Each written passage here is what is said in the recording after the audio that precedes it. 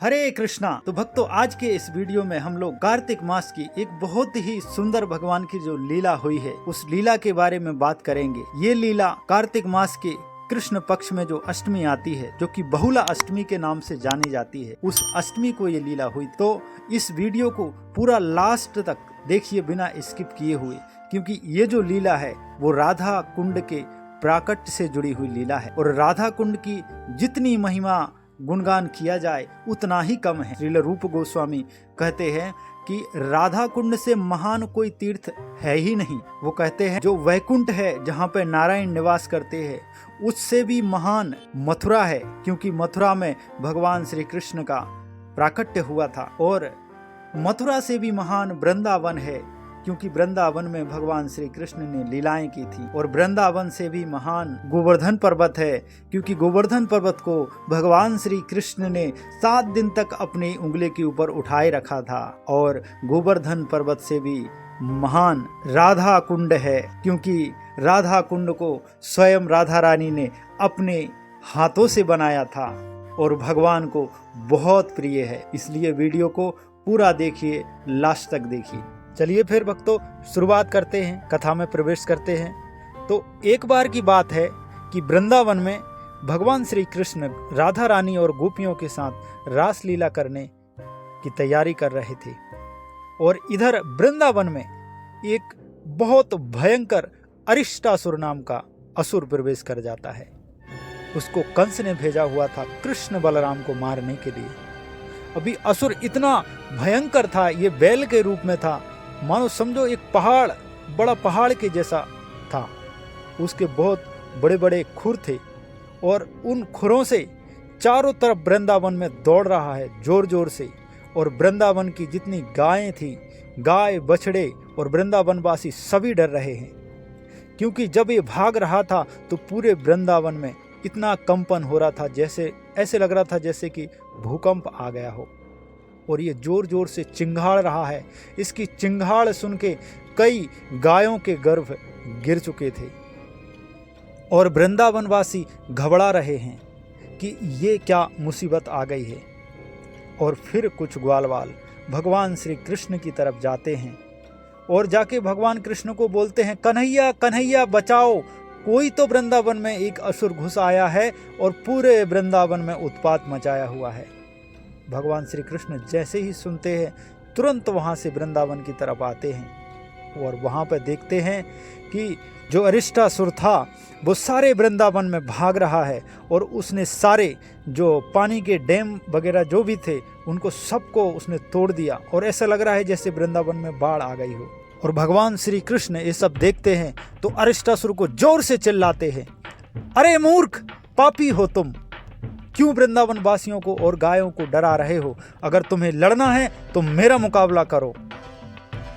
और ऐसा उस अरिष्टासुर को धमकाने के बाद भगवान श्री कृष्ण अपने पास में खड़े एक ग्वालवाल के कंधे पे हाथ रख के और आराम से खड़े हो गए, जैसे उनको कोई भय है ही नहीं।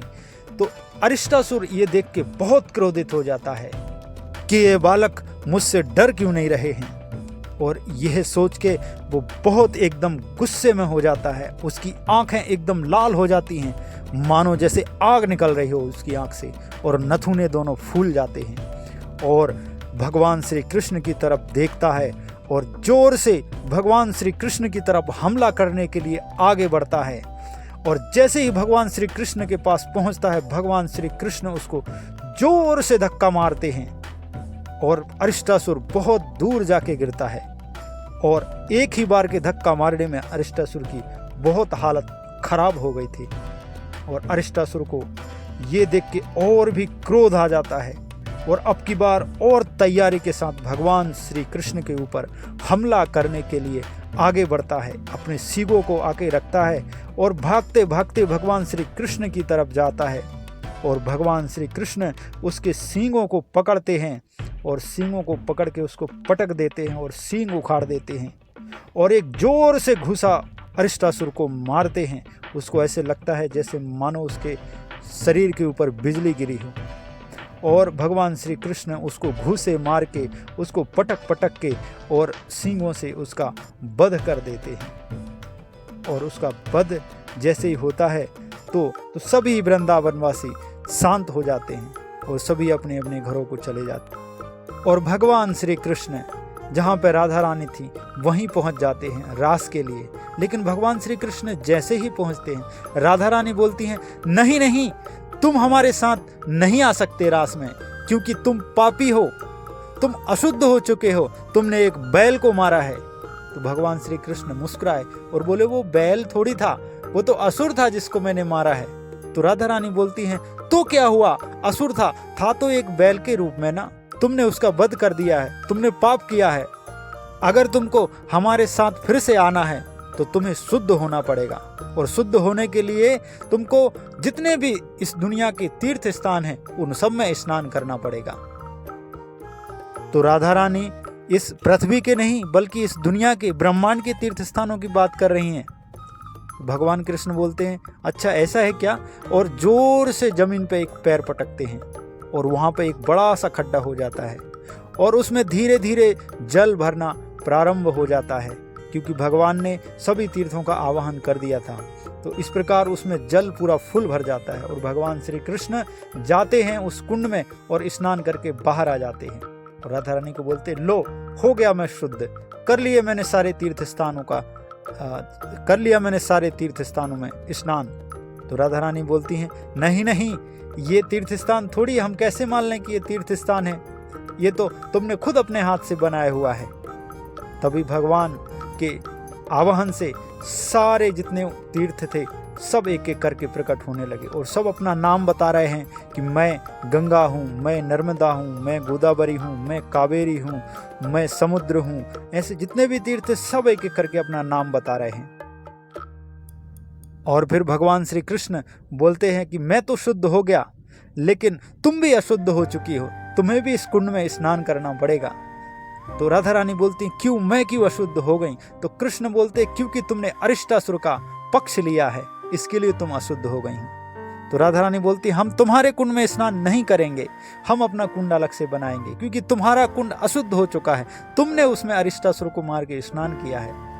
और राधा रानी अपनी सखियों के साथ में जो मिलके और राधा कुंड को खोदना चालू कर देती हैं। वहाँ पे जो अरिष्टासुर का खुर का पैर का निशान था उसी को उन्होंने खोदना चालू किया और देखते देखते कुंड को बड़ा कर लिया उन्होंने।